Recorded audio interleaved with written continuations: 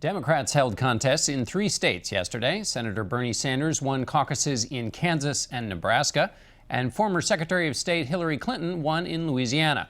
Secretary Clinton joins us this morning from Detroit. Secretary Clinton, you know what it's like to be in a tough delegate battle. The last time around, you stayed in it all the way to the end. So do you think there's anything wrong if Bernie Sanders stays in this fight all the way to the end? Well, I think that's up to him, John. I'm just very pleased at where my campaign is right now. I was really gratified by the results yesterday. We'll net delegates, and we're feeling good about the upcoming contests. And I've really put together a great broad coalition that I think is the key to winning in November against whoever the Republicans nominate. Speaking of winning in November, the Republicans seem to have all of the enthusiasm. The more people are turning out for their primary process, much more than Democrats. Won't that hurt in the battle in November? Well, I don't know exactly what that means. You know, I've gotten more votes than anybody running on either side. I've gotten more votes than Donald Trump, although I'm sure he doesn't want to hear that.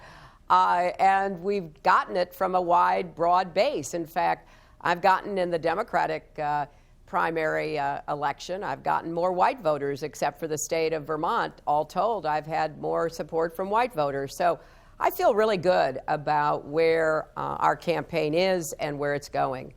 In places like Ohio and Massachusetts, there are reports of Democrats switching over, changing their registration, becoming Republicans so they can vote for Donald Trump. Aren't those voters you're going to want back, and how do you get them back?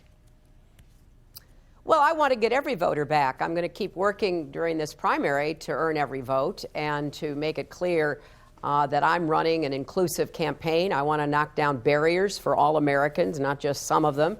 And I hope that as we move forward, people will be giving a second and third look to all the candidates, and that includes me, and it includes Mr. Trump. So I'm going to keep reaching out and demonstrating unequivocally that if people are frustrated, discouraged, upset by what's happening in the economy or the government or our political system, that I come ready, prepared to do what's necessary to make progress. And I think that's a very strong case. Let me ask you a question about something that was in the news this week.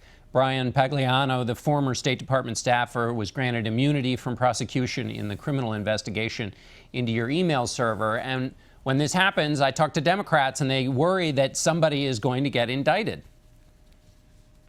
Well, there is no basis for that. It's a security review. I'm delighted that he has agreed to cooperate, as everyone else has.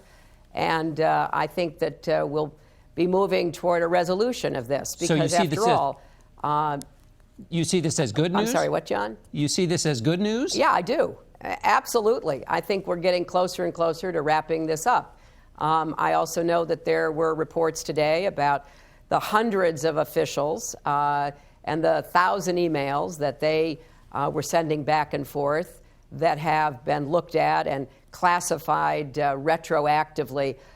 This really raises serious questions about this whole process. I think Colin Powell summed it up well when he was told that some of his emails from more than 10 years ago were going to be retroactively classified. He called it an absurdity.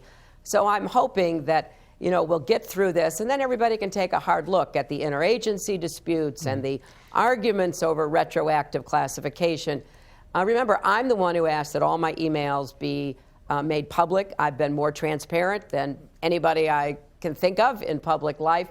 But it's also true that when something is made public, everybody from across the government gets to weigh in, and that's what's happening here. And we need to get it sorted out and then take action from there.